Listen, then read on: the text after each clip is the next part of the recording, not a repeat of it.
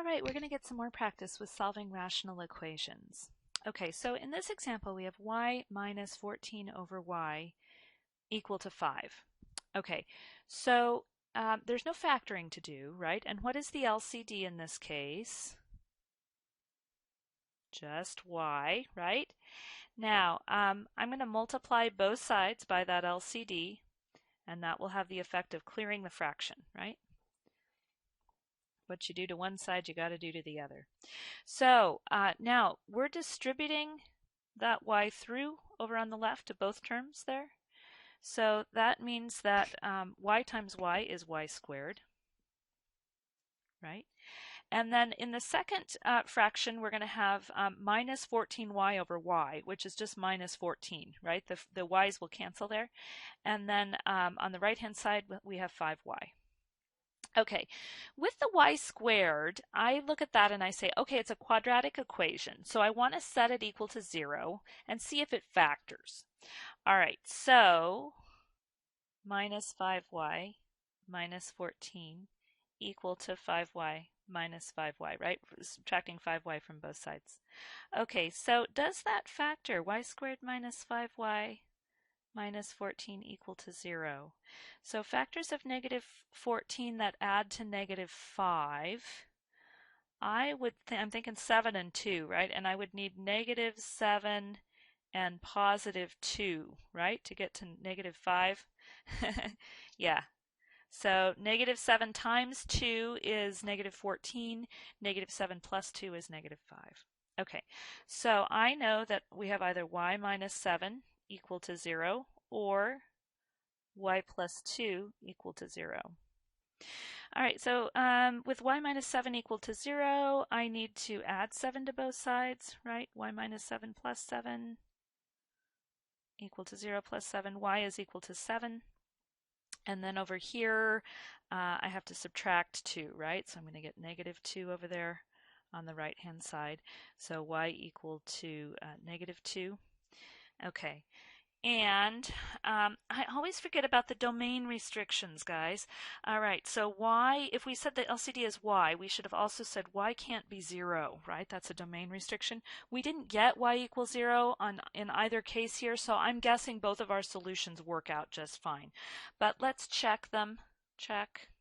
So if I check y equals 7, I'm going to have 7 minus 14 divided by 7 equal to 5. Is that true? Well, 14 over 7 is 2, so I have 7 minus 2 equal to 5. It is true, right? Yes. Okay, and then what about negative 2? We'll try negative 2. Negative 2 minus 14 over negative 2 equal to 5. Does that work? Negative 2 minus negative 7 equal to 5. So I have negative 2 plus 7.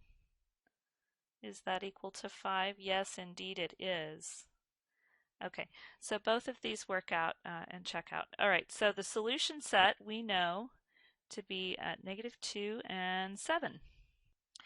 Okay, so we're going to do another example where we're solving the equation. And in this case, I have 1 over x plus 5 equal to 2 over 2x plus 1. Now, the LCD is equal to x plus 5 times 2x plus 1, right? Those denominators are fully factored and they don't have anything in common, so we're just going to find their product. Okay, so I would say x can't be negative 5. If we get that as a solution, we're going to have trouble. And x also can't be, let's see, if 2x plus 1 is 0, what's the trouble there? 2x is equal to negative 1, x is equal to negative 1/2. Okay, so x can't be negative 1/2 either, right?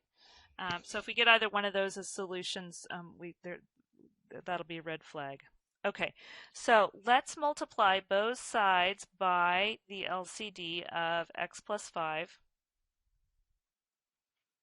times 2x plus 1. So x plus 5 times 2x plus 1. All right, so x plus 5 cancels on the left, 2x plus 1 cancels on the right, and we're left with 2x plus 1 times 1, right, equal to 2 times x plus 5. Right? On the right there we have 2 times x plus 5. Okay, so again, this is a good candidate for cross multiplying, right? If I had multiplied 1 times 2x plus 1, right, that gives me 2x plus 1. If I multiply 2 times x plus 5, that gives me the other side, which is 2 times x plus 5. Again, if you see to do that and you've done it before in the past in your life and you want to do it, it's fine. I'm going to stick to the multiplying both sides by the LCD. Okay.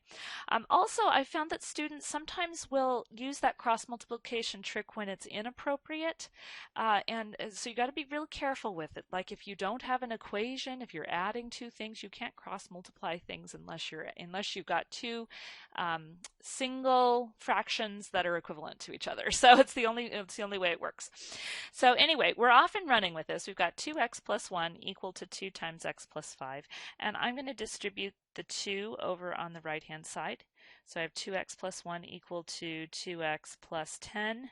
All right, and now, oh, look what happens. If I try to subtract 2x from both sides, 2x minus 2x plus 1 equal to 2x minus 2x plus 10, what happens? I get 1 equal to 10. Is that a true statement?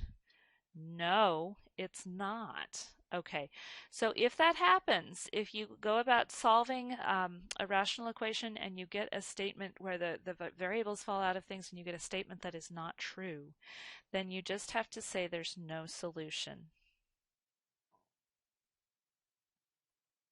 Okay, and or we can also say what's the solution set? It's the empty set. All right, more to come.